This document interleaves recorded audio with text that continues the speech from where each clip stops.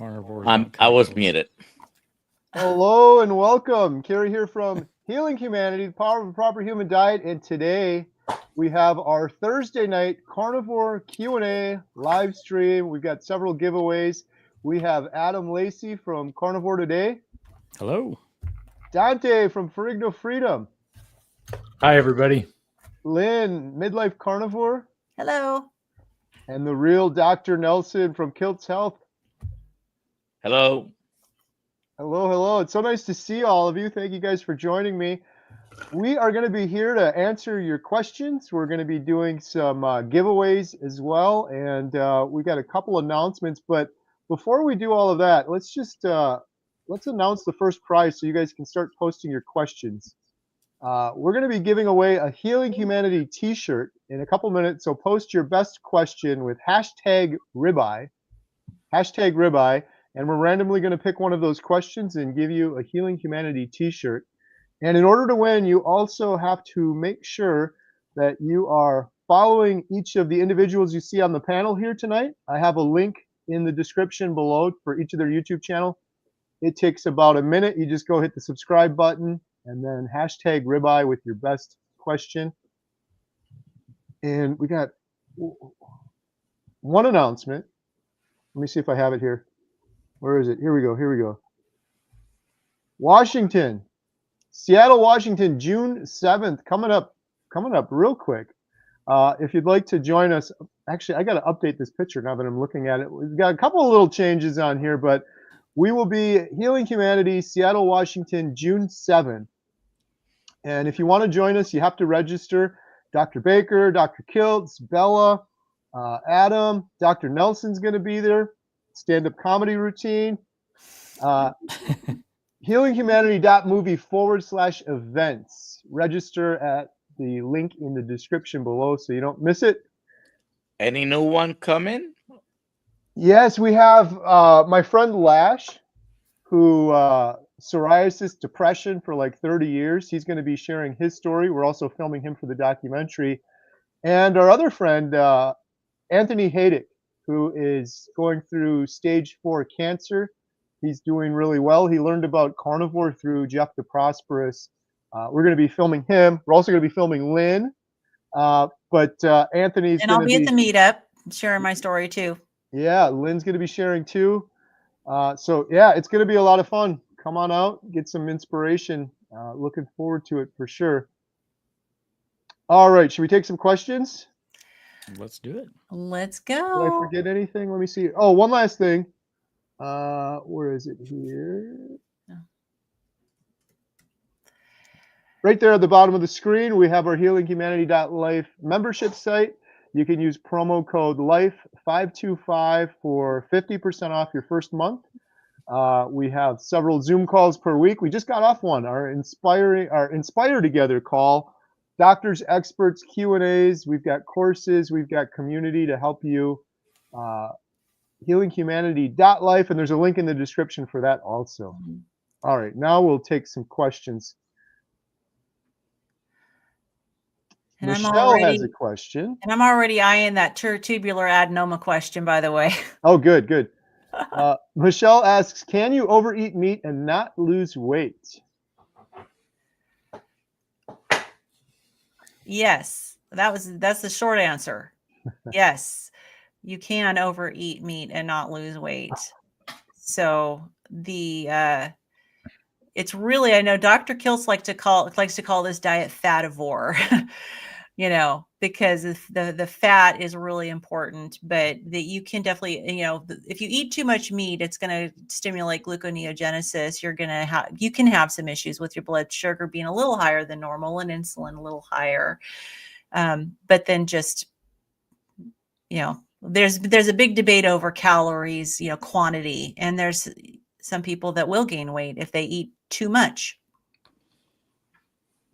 You can use it to gain weight as well. So obviously you can gain weight. Some people use carnivore to gain weight. And you said a bad word. Don't mention the 4-letter word here, but it's not 4 letters. But the amount of energy that you're eating right may matter. Yeah. How you measure it, whether it be calories, grams, ounces, Yeah. it's still quantity. Yeah. All right. Thank you, Michelle. All right. So I was told just today that I need to cut down red meat so I don't get more tubular adenomas. How about that? Adenomas. Yeah. So tubular adenomas are a type of colon polyp. And they're actually, in all the years I worked in GI, the vast majority of polyps that were removed during colonoscopies were tubular adenomas. And those do, if you look at science, that what they've done with science, those are the higher ones that it could turn into cancer potentially. They don't always, but More there's often than the hyperplastic. more often than just a hyperplastic polyp. So of course they want to remove them. Now, I have actually dug in and done some research as a carnivore on tubular adenomas, and there really is very, very little research. Now, first of all, the studies that are done where they link red meat to anything with the colon, the studies are very poor nutritional studies. Any nutritional study is extremely poor because it's based on food frequency questionnaires when they ask people to remember what they ate over the past several months or a year. And they also, in the meat category, include spaghetti and lasagna and hamburgers. So it's really unreliable information. You cannot make any sort of positive correlation. But the key thing that I did find in my research was that when they have been able to actually shrink colon polyps, it is through the use of anti-inflammatory medications.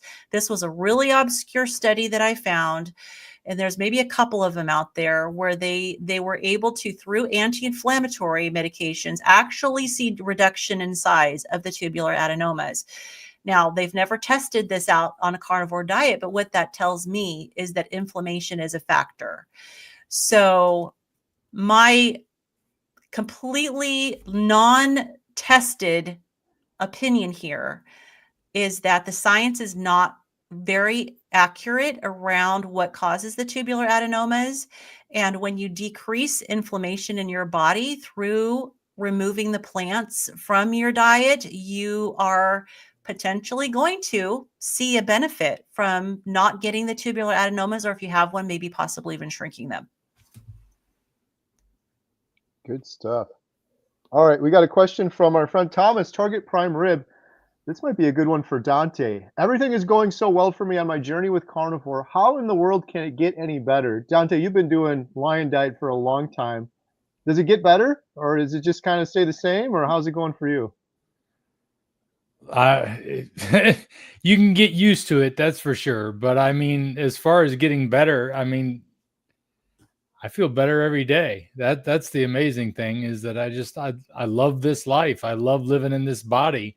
I'm not used to living in this body. Even after 4.5 years, I'm still amazed because, sometimes you get that feeling that you're still in the body you were in your whole life, that body dysmorphia.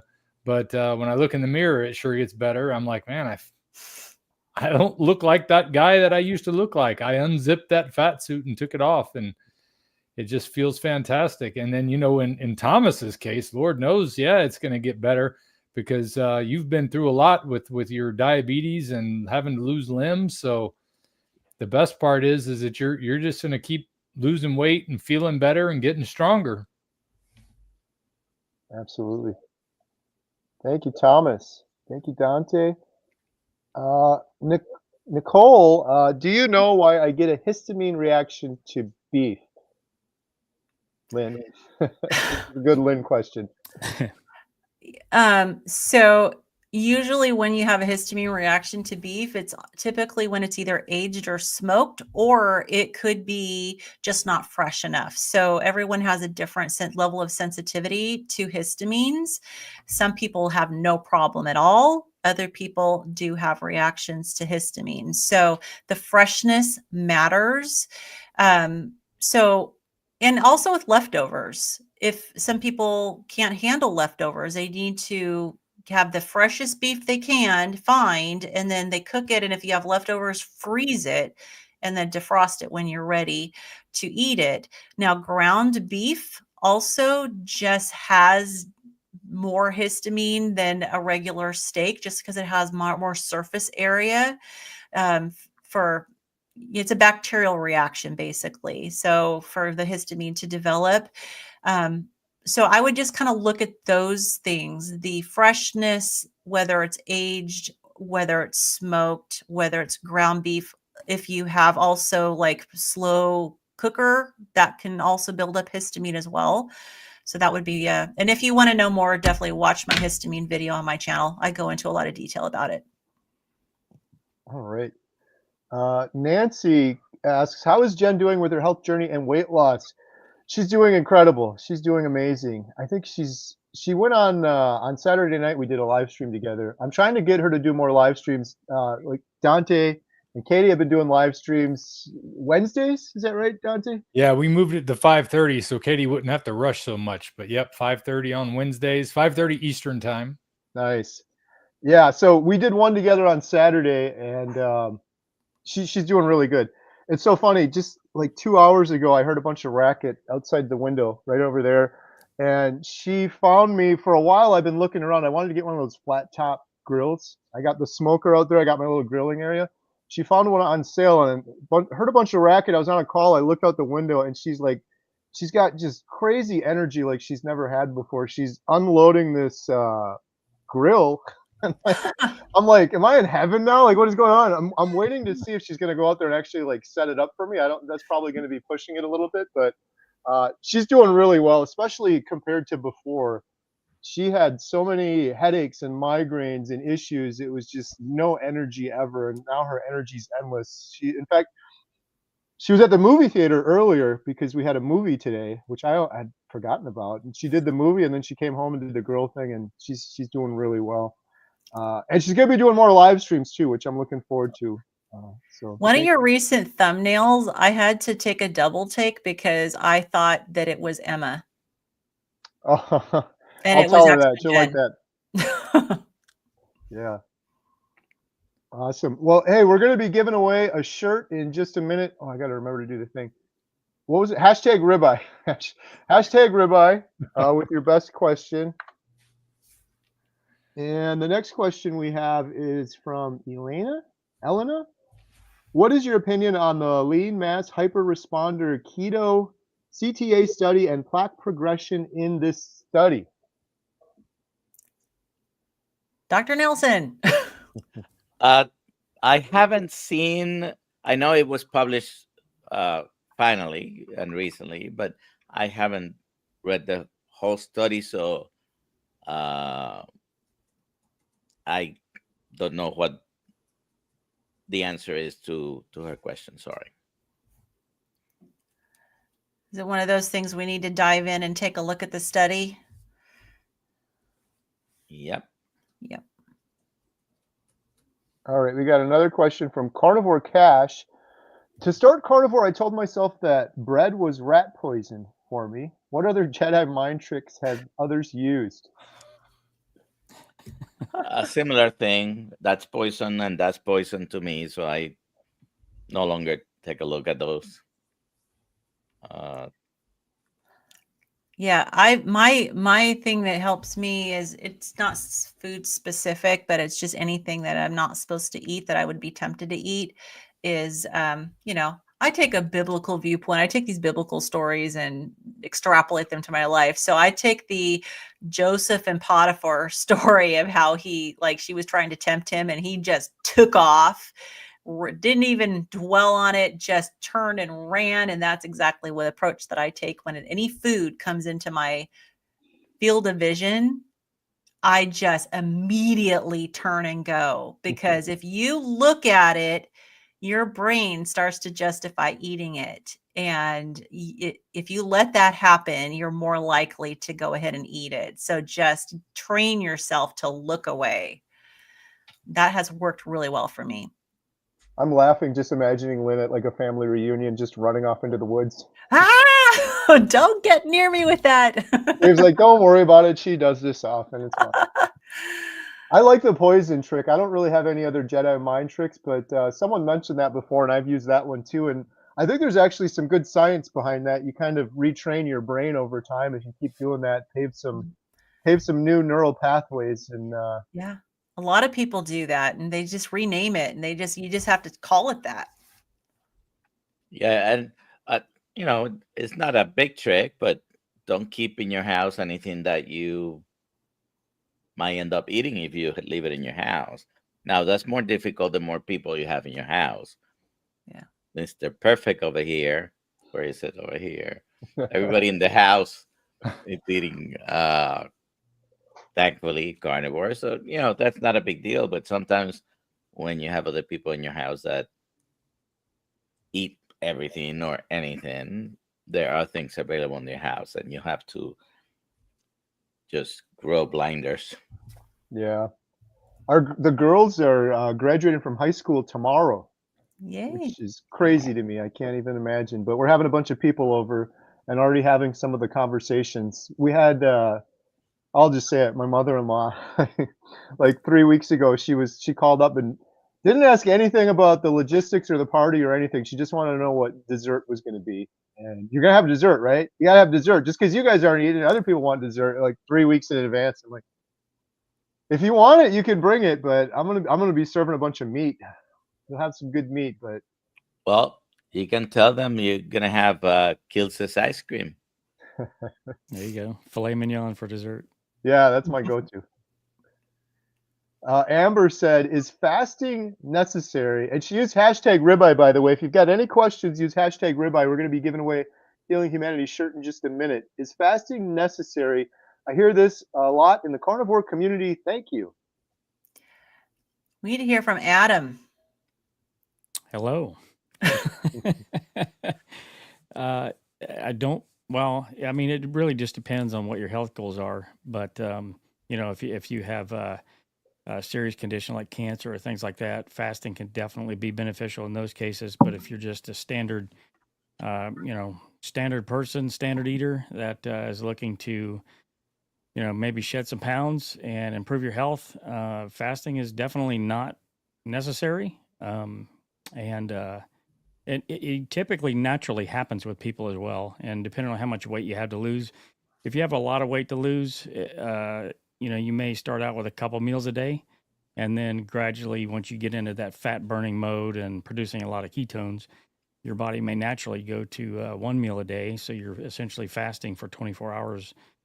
And then once you get more towards your target weight, you may go back up to a couple meals a day. But still, most people that I know on the carnivore diet are at least some sort of window of fasting, whether it's 14 hours to 18 hours or all the way up to maybe as much as 24 hours in a day. Other people will fast for other specific conditions and specific things that they're trying to heal, potentially gut issues and things like that. So, but simple answer, no, it's not necessary. I will say I'm fasting today, and it's just for personal reasons, but I have found that it tends to help a little bit with, if you got loose skin issues, and if you do periodic regular fasting, it can help with that as well because of the autophagy that's caused. It helps to get that fat that's really deep inside the tissue there to be reduced. But there's other benefits to fasting too, just the self-control and the discipline overall of being able to refuse that. So, I mean, necessary? No. Beneficial? Yes. Yeah. Although Yep. it is a stressor on the body, and some people are extra sensitive and it can cause issues with your cortisol. So I wouldn't give any blanket statements that it's absolutely going to be beneficial for everybody. There are some people who aren't healed enough and metabolically healthy enough to where they can handle the fasting. So you have to really gauge where you're at. I certainly couldn't have done it before carnivore. I Yeah. wouldn't have done it. Yeah. Trudy has a question. I've been carnivore for 1.5 years. I started having gas, burping, and severe diarrhea. Can this be low stomach acid? No stomach cramping. I would really wonder, like, if something has changed in your diet? Have you recently incorporated anything new? Like, have you changed the dairy products? I know last night in Healing Humanity Life, we had Dr. Don Phillips. He brought up something really good, and I hadn't really heard anybody talk about before, and that was the sourcing of your food. He talked about, variation in where you're getting your food and what your food is eating.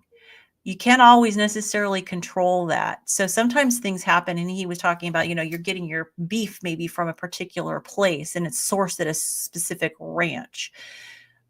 But then you start buying it someplace else, and maybe the animals are being fed differently. So there's all these factors, but that would be my first thing is there anything different going on? And then the diarrhea, I mean, I would be concerned about that, because if nothing has changed, I would go see a gastroenterologist and get that investigated to see what might be happening. You might have been exposed. It may not be diet related at all. You may have been exposed to something that could be causing some problems, and there may be, salmonella. It could be some other bacteria or something that you got. So I would say definitely follow up. And it can also, if the diarrhea is severe, you're at higher risk for electrolyte imbalances and dehydration. So it's really important not to let it go on without getting it investigated.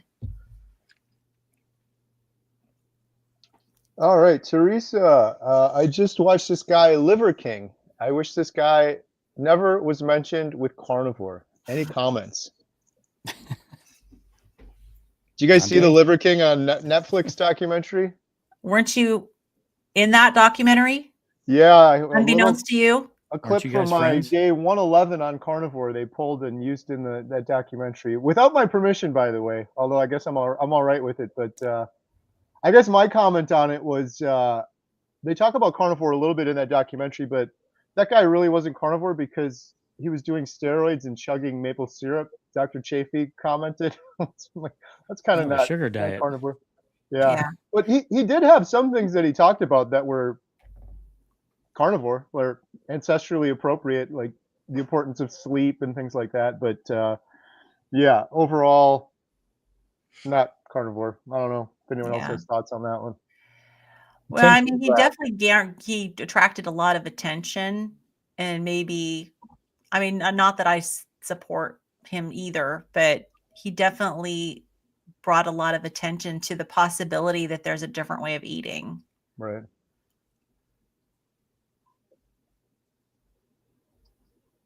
Question from Little Birch. How many times a day do you personally eat on Carnivore? 2 for me. Usually 2. 1 or 2. Carrie? Yeah, 2. Usually 2. I guess it depends on what stage of Carnivore you're at. I think when I first started, I did 1 more often when I still had more body fat and more energy. I remember I always envy people that are sort of at that stage of Carnivore because there were times then where I just forget to eat, just burning the body fat for fuel kind of thing. But now it's 2, maybe sometimes 3. Jody said, I did advanced lipid too soon. 4 months in, my small lipids LDL were 739. Concern. Well, if you listen enough to Dr. Ovadia, and that might be the single most important particle test among what the NMR gives you, the small LDL particles. And yes, that's associated with more risk than the total LDL and the other fractions. Triglycerides and HDL as well are important, and she didn't mention them. But yes, it was probably just too soon. I will wait 2 or 3 more months and repeat them before going crazy on it. Yeah, we don't know what they were before. Yeah, they could have been 1200, and now it's 739. Or that's what I was going to say is at least you got it done early enough to where you can get another test down the road. Yeah. but if you're gonna do testing and you didn't jump into carnivore, you can do before where you have a baseline, and then don't do anything for 6 months. Yeah. After 6 months, then repeat them. All right, Leah says, are ketones important to lose weight? I'm having a hard time getting higher than 0.8 lately. I have done egg fasts, 2 days. Well, 0.8 is nutritional ketosis, first of all. You're within the expected range for nutritional ketosis. So that's proof you're at least making some ketones. You want to increase a little bit your fat and decrease your proteins. That will probably produce more ketones. But for weight loss, it is not essential that you have to have a higher number of ketones. When you're dealing with anything related to the brain, nervous system, brain, nerves, and anything, someone who's dealing with cancer, then you want to really be in much higher ketosis.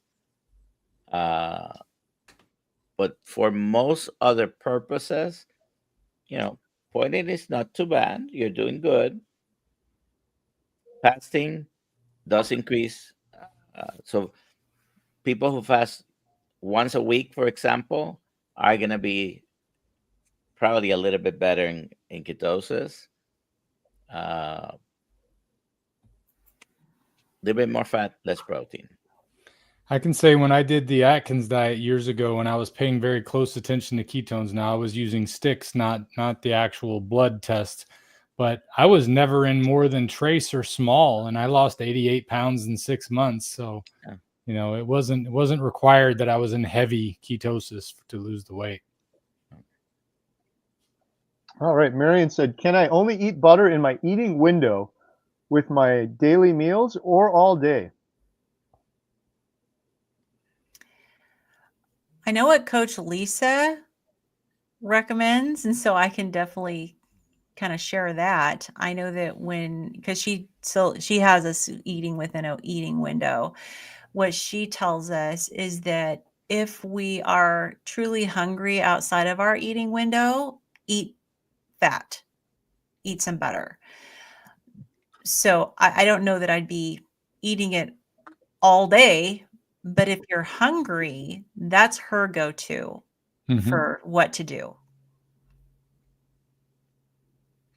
Otherwise, if you have decided to do an eating window, try to stick with it and don't eat anything else. If you really have to eat something, I agree. You can do butter. You can use a pinch of salt sometimes. You can drink water and see if that, sometimes you just need to get something in your stomach. You need to learn how to identify hunger. Many of us that were this size here, at that time, I couldn't identify if I was hungry or satisfied. All right, Rob is asking, 59-year-old male, keto, then carnivore for 3.5 years, down 80 pounds, 30-ish to go. Can only lose weight now by doing multi-day fasts, usually eating 1 meal a day, but stalled till doing 2 to 5 day fasts. Any ideas? Yeah, I mean, Be consistent. yeah, but also too, your body gets used to what you're doing. And it's just natural that if you keep doing the same thing every day, our bodies are designed to just kind of adjust. And so mixing it up and keep your body guessing is a really good strategy. And maybe you'll gain a little weight here and there on days where you maybe eat a lot, but you might want, mix up the quantity you're eating, mix up the macros, do some fasting. I have been doing that, and was in a stall, and over the last couple months, that's what I've been doing again, Coach Lisa's recommendation, and it is working. And since I started doing that, yes, there's some times where I gain a little bit of weight, but then it just drops off and I lose more. And I've lost close to another at least 15 more pounds since I started doing that. Your So body's default is not to lose weight. Your body doesn't want to lose weight. Every time you're losing weight, it's wondering what's going on. Is there a famine, or something is going on? So varying. When I say consistent, you just stay the course in what you're doing, because what is the alternative? and stick with the eating window too. I mean, don't start eating all day long. Still stick with like a 4 or 6 hour eating window. And Rob, what I would do is maybe increase your activity level as well. First thing you should do is go subscribe to Ferrigno Freedom on YouTube and watch his workout videos, his walk and talks, where he's walking around with like 150 pounds on his back. Maybe try to simulate that. 40. Only 40. And Rucksack. just increase your activity level, so that can help to try to mix things up. And watch that meat to fat ratio, the protein to fat ratio. You want to make sure you're getting enough fat as opposed to a lot of protein. A lot of people, like when I did Atkins diet, but I thought we weren't supposed to eat fat. I was like buying sirloins thinking I'm getting away with murder here because I'm getting the cheaper steak and no fat on it. But then I realized how important the fat is, and the fat satiates you better, and it doesn't cause you to gain any weight. So, I mean, it's a great thing to make sure that you're getting enough fat in your diet. Good stuff. All right, Brenda. Oh, we're at about that point. We got to give away a shirt. We'll do that quick.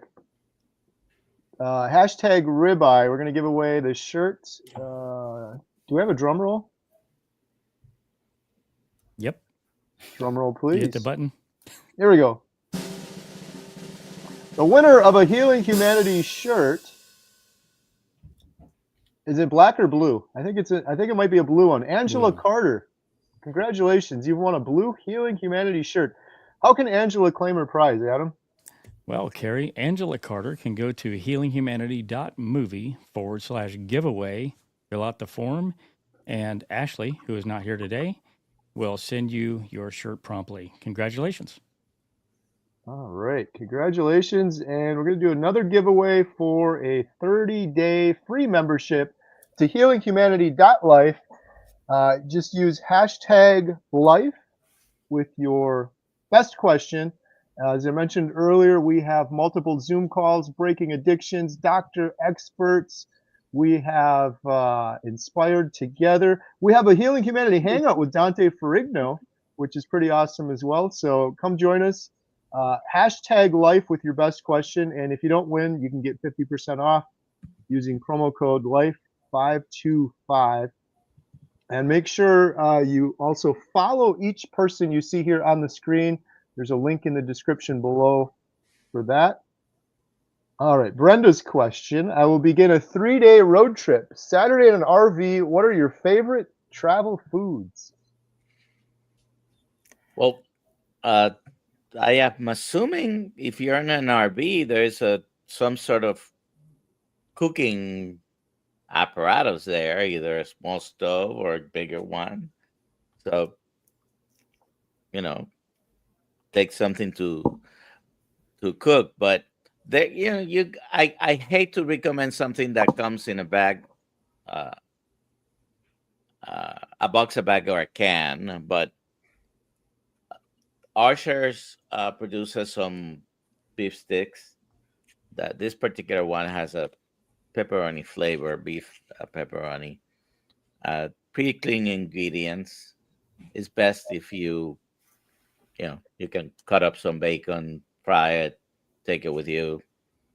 Hard-boiled like that. eggs are easy too. If you're on the road and you want a quick snack, the bacon and the hard-boiled eggs are good. Yeah.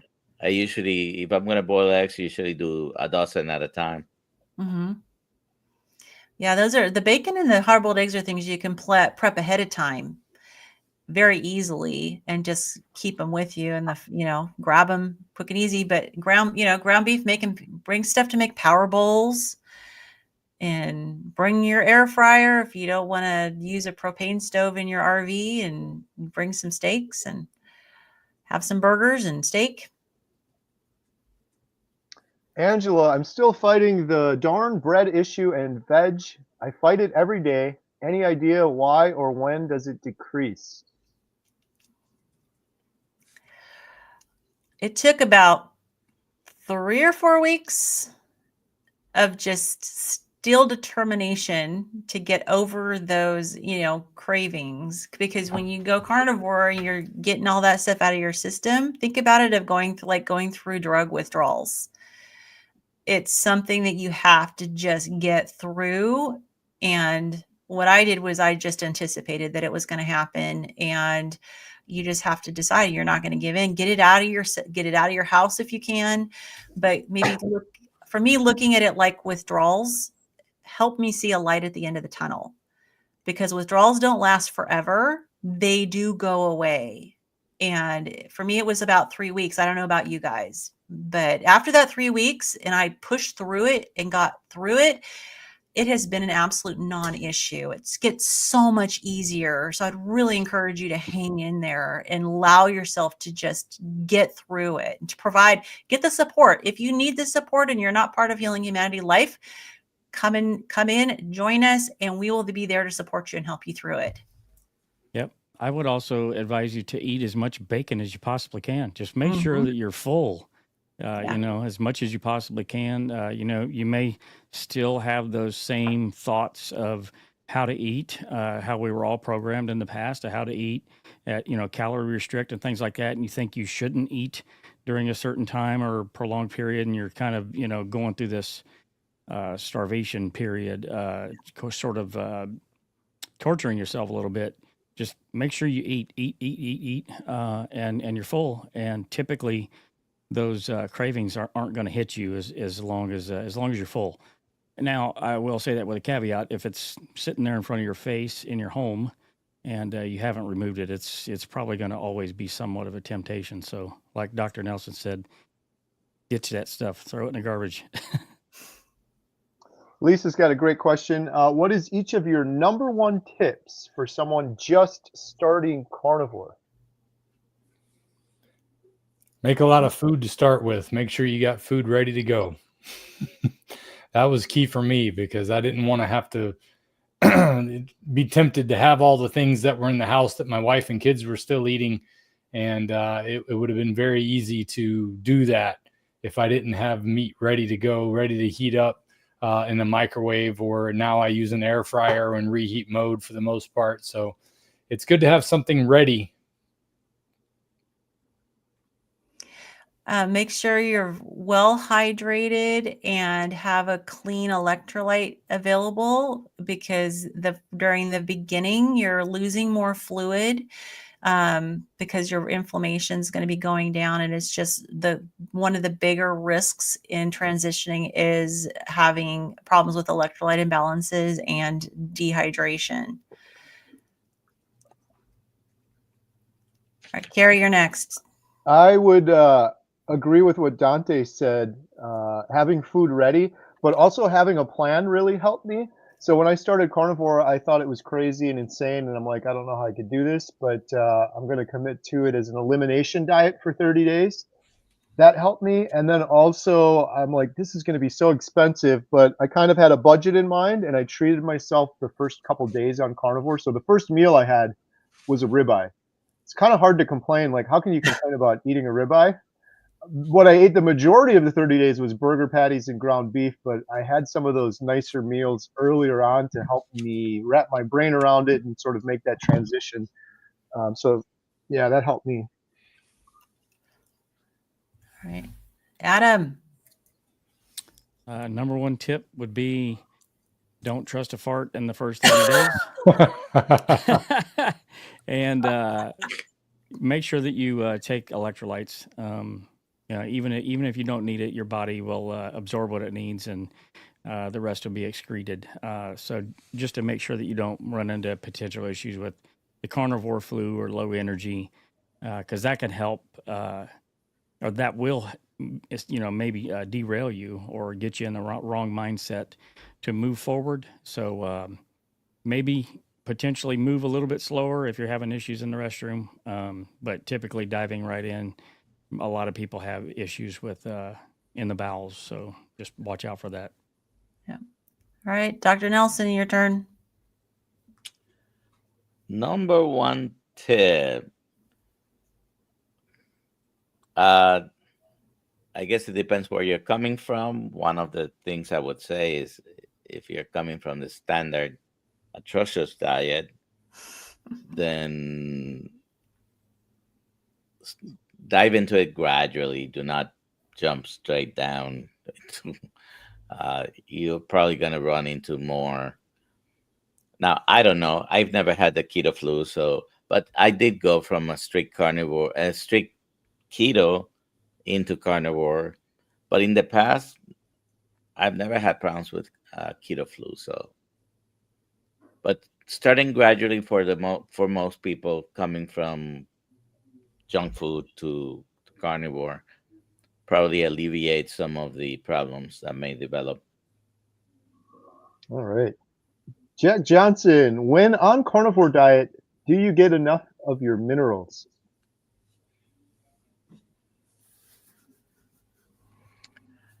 I supplement I love magnesium, but even before carnivores, I used to have cramps, leg cramps, muscle cramps, night cramps. So I don't attribute it exclusively to the carnivore diet, which I'm sure everybody here probably at some point have had some cramps that may have been due to carnivore, but I used to have problems with cramps before. So I have 240 milligrams of magnesium glycinate twice a day, every day, and that helps me. As far as the salt, it varies the amount, and sometimes if you're a little bit behind on fluids and you're a little bit dehydrated, you might get a cramp. If you drank too much water, you might get a cramp. You have to try to find the sweet spot for you. Right. For me, getting natural salt has been enough to get most of the minerals I need. Occasionally, I'll have some Redmond Relight because it has magnesium and potassium, but I don't find that it's like something that I absolutely need. It's more of something that I like. But for the first 6 months or more, just getting salt was all I needed. Yeah. Yeah, Sam, I get a comment a lot on my YouTube channel that if carnivore is so perfect, why do you have to supplement magnesium, for example? And I don't think it has anything to do with carnivore. I think just in general, most people aren't getting enough magnesium because I was going to do a video on this, but somehow as humans, we've managed to screw up one of the simplest things in the world, like water. We used to get magnesium in water. It used to trickle through the rocks in the ground, and then you would drink it and it would have magnesium in it. But now we put fluoride in it and we filter it. And I don't think it's specific to carnivore. I just think generally the world has kind of changed so that we have to supplement these things that we did. And the other thing too is that I've been learning more about this. My favorite word, Adam loves this one, the glyphosate. Glyphosate is a mineral chelator, so it actually attaches to, I think, magnesium as well. We're just kind of scorching the soil, and it's kind of taking away the magnesium that would have been there and grown in the plants that then would have been fed to potentially the cows that we eat. So overall, humans are screwing things up pretty bad, including water. So I think a lot of us have to supplement minerals for that reason. And I think Dante's point about the salt is really important because there's so many times all you really need is salt. But just for anyone who's brand new and not really like just thinking about carnivore, I think it's important to tell the difference between table salt versus good quality salt, which has all those minerals. So when we go carnivore, we get rid of the table salt. So you don't want to go buy that Milton's, the big thing of salt that we typically would use, because those are deplete of all the minerals and they're not good for you. And they have all sorts of other stuff in them. So choose good quality sea salts and you're going to get minerals through that. PR64, has anyone had picanha? I had it tonight and it was delicious. Love it. I have 2 picanhas in the freezer because I had eaten the last other 2 that I opened. One of my favorite cuts, and I was eyeing it today. Maybe I should put in the refrigerator to start defrosting. Once it's defrosted, I'll cut it in steaks, salt them, put them in trays, eat them one at a time until it's gone. Usually by the 4th, 5th day, they are very, very well aged in my regular refrigerator. And it is one of my favorite cuts. You can find it from $7 to $9 a pound in most places. Except around here. I have trouble finding it. I got to look a little harder, but I can never. It's one of my favorites. The fat on picanha is so good. Mm. Had it And at usually has a very thick layer. In some places, some butchers will try to trim it on surface. Costco. Yeah. So if you happen to be able to talk to your butcher before they display it, tell them leave it alone. Just because the beefy part, the picanha is part of the primal sirloin. Is at the very top of the sirloin. Mm-hmm. And so the meat itself is on the leaner side, but it has a very thick fat cap. So it's a perfect combination. You choose your ratio, so to speak, instead of being infiltrated within the muscle. Has a very nice flavor, like the sirloin, but with a fat cap. But in some places, they'll trim it before displaying it. One of my favorite things to throw on the grill, and I'm not much of a griller, but it is something, throw some skewers in there, throw that on the grill. It is so good. And if I go to a Brazilian steakhouse and they ask me what slice I want, I say, just take them all off the skewer. I love picanha. Yeah, one of the best. All right, the next question. Oh, where did we go here? This jumped. Do you only eat when you're hungry, or do you have a protein target? I only eat when I'm hungry. Same. Me too. Same here. I Yep. used to, and then I got going with Coach Lisa. She has a macro target for us and a specific protein and fat target, and it has actually helped mix things up because she switches them up all the time. So, depending on the camp where you're at, if you keep it simple, the KISS method, most of the time, just eat until you're satisfied. Yeah. There are certain circumstances, and I'm on that camp. You should just eat until you're full, stop eating, wait until you're hungry, eat again if you need to.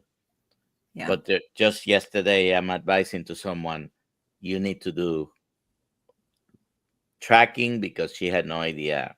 Right. And to how much she was qualify eating. and to qualify that, Coach Lisa does say that the reason why she has us mix things up and is not just to keep our body guessing, but to also help us get connected with our own hunger signals and to figure out like what works well for our bodies. And so it's not just mixing it up for the sake of mixing it up. There's actually a purpose. The goal is to be able to really be in tune with your own body. And and the mixing it up, I agree that you keep your body guessing. Your body's tendency is not to let go of the weight. So, but some people may need to track because they have no idea. Yeah. When these questions come up, whether they're having enough protein or not, or enough fat or not, and so. Kyle says, has anyone done more for the community than Dr. Sean Baker? Dr. Nelson. No. I don't personally Dante Ferrigno. I don't know that we need to make those kind of comparisons, whether or not somebody's done more for the community, but I will say what he's done with Revero. I always forget how to pronounce it. Yeah. I'm invested in it, but it was just, that was a big deal because he's helping to bring the medical part that people are missing, that they don't have. They want that doctor, somebody they can talk to, and they don't want to be stuck with the doctor that is, stuck in the past and their thinking, and they're going to stick with the guidelines and things like that. So that's fantastic. And of course, his carnivore diet book, and he was a big influence for Michaela Peterson, who was a big influence for Jordan Peterson, who was a big influence for me and many, many other people. So absolutely, he has been a tremendous influence. Whether or not I can say he's been the most, I don't Well, know. but I mean, you can credit him, and he claims it himself, with coining the carnivore diet. Have we been eating carnivore for thousands of years? Yeah, but before his book, so he sort of coined the phrase. So that's a big achievement. There are many companies like Rivera, Virta Health, Dr. Tro, there, Dr. Varia. There are many metabolic health practitioners. There's a Society of Metabolic Health Practitioners, Low Carb USA, and there are more and more, and that's great for everybody. I he's was just definitely one of the pioneers. for sure. And Yeah. he's also, I don't know if you guys follow him on Instagram, but what an inspiration. The guy's sprinting, breaking world records, dunking basketballs. It's incredible. At 58. Really, I want to be like him when I grow up. Exactly. Adam and I are going to be filming him shortly for the documentary. Hopefully we'll be able to keep up. Well, By we the way, both I just lifted him up. I'm hoping that we can get a picture of him holding me in one hand and you in the other hand. Got to make it happen. I was just with him in Midstock, by the way, and I'm standing next to him, and I don't know what we were talking about, but I jokingly said, "Well, Dr. Baker, you want to lift 200 pounds?" and he almost bent down to try to lift him, and I said, no, that's okay. I know he would have, but Nice. All right. Victoria says, has anyone been able to heal the gallbladder from doing carnivore diet? She's trying to avoid removal. Yeah, we had this question come up recently in one of our Healing Humanity Life calls, and I think Coach Lisa fielded the question, and I know her thing was to want to mess with it, mess with things when it comes to your gallbladder, because you can definitely, if you have gallstones, here's the thing, it depends on what's going on with your gallbladder, right? But if you have gallstones, you need to be really careful, because you can put yourself at risk for an obstructive bile duct, which can be extremely serious. I know that firsthand. 4 days in the hospital with liver infection from ignoring an obstructed bile duct. So yes, depending on what's going on with your gallbladder, you potentially could. Dr. Nelson, any thoughts on that one? Yeah, you can end up with serious complications, not only in the liver, but pancreatitis, because when those ducts get obstructed, the drainage from the pancreatic enzymes gets blocked as well. Yeah, because they're right next to each other. And they share finally a duct, because they both empty into the same duct that goes to the duodenum. So yes, you have to take it seriously. If you're having pain, you need to be evaluated. Probably your gallstones form, as one of the theories is among this community that you have tried to do low fat for so long that your gallbladder is congested, and cholesterol stones basically are forming some precipitation of that concentrated bile in your gallbladder. What can you do? Basically, you retrain it, but if you're having pain, you need to be checked, because it can end up this is something that can kill you eventually if you ignore it, and it's something serious. Lynn says that she ended up in the hospital. Pancreatitis is certainly common when you have gallbladder duct obstructions. Yeah. All right. Question from Chow for Dante. Certain things you have said you are sensitive to. Can you eat bacon? I have knee arthritis and it seems like bacon may aggravate this pain. I avoid bacon because of that reason, and I can eat it, but it does cause me digestive discomfort, and it usually causes weight problems too if I eat too much of it. But there's your answer. I avoid bacon, but I don't think it's bad for everybody. As a matter of fact, I make bacon every morning for my family because I've been getting my boys to get away from eating cereal and donuts and whatever else they used to eat on a regular basis for breakfast. I want to start them off with some eggs and bacon, get them moving toward beef, butter, bacon, and eggs as best I can. But my sensitivities were really, pork and chicken had to stay out of my diet, and they still do because as a matter of fact, chicken's mostly because I just don't like it anymore. When you're eating clean meats, eventually you get to a point where some of the meats that are monogastric animals, they just don't taste right. Bacon tastes fine, but I can taste the sugar in it too. That's the other reason why I like to avoid it, is that even if it's just in the curing process, it tastes too sweet to me. It hits me like a sugar rush.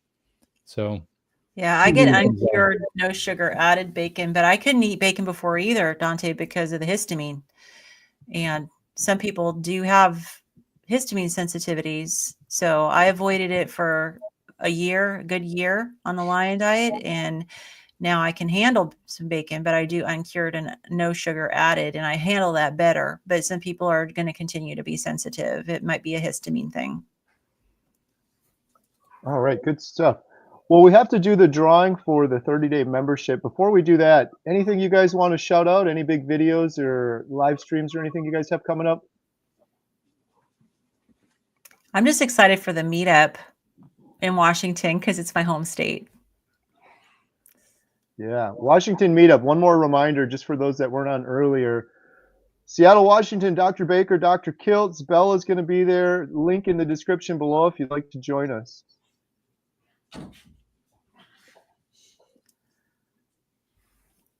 Oh, Adam, you're on mute. Sorry.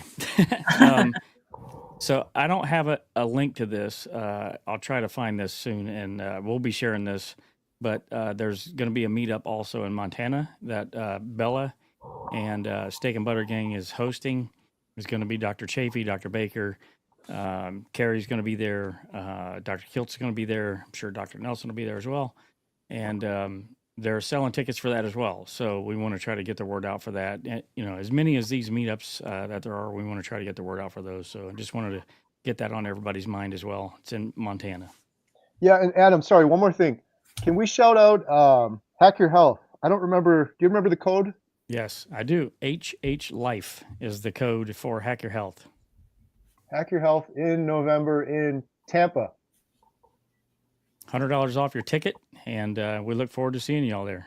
And Bill Knott is incredibly going to be there. Yes. Yeah, I can't wait for that because looking forward Carrie, to that. You do you share your name, at fast food places and restaurants as Bill. I've done that literally for probably 12 years. My name is Bill when I go anywhere. And now we're going to be on stage with Bill. So it's like 3 Bills almost. We got to hit up a Culver's and run through with Bill actually there once so we can make one legit. That would be order. great. Dante, are you going to be at Hack Your Health? Yes, that's the plan. Awesome. It was the plan last year too, but things got in the way. Yeah. But it's all, we make our plans and the Lord directs our steps. Absolutely. Yep. Well, everyone check out Dante for Igno Freedom. There's a link in the description below. Awesome. He's doing a live stream every week now. Good stuff. Dr. Nelson, anything coming up? Oh, well, June, we're going to be together in Seattle. Also in June, Boston meetup. Oh, yeah. You guys Boston. are going to be Forgot there. about that one too. In August, we'll be at Keto Orlando, and in San Diego at the Symposium for Metabolic Health as well. and Kills Health will also be at the Hack Your Health. And we have a few other things. Killsmeetup.com has all the listings. All right, good stuff. All right, here we go. We're giving away 30-day membership, healinghumanity.life. Here we go. The winner, 30-day free membership, healinghumanity.life is Miss Hooligan Fish. Congratulations. How can Miss Hooligan Fish claim her prize, Adam? Well, Carrie, Miss Hooliganfish can go to healinghumanity.movie/giveaway, fill out the form, and Lynn will send you your coupon code promptly. Congratulations. Congratulations. Thank you, everyone, for all of your questions. We're sorry if we didn't get to your question. We do have the Q&A on healinghumanity.life if you want to join us there. Otherwise, we'll be doing this again next Thursday at 6 p.m. Central. And thank you guys so much. Thank you, everyone. Adam, Dante, Lynn, Dr. Nelson. Really appreciate it. Have a good night, everyone. Good night. Thank Good night, everyone everyone. for joining us tonight. Have a good night. Beep. Beep.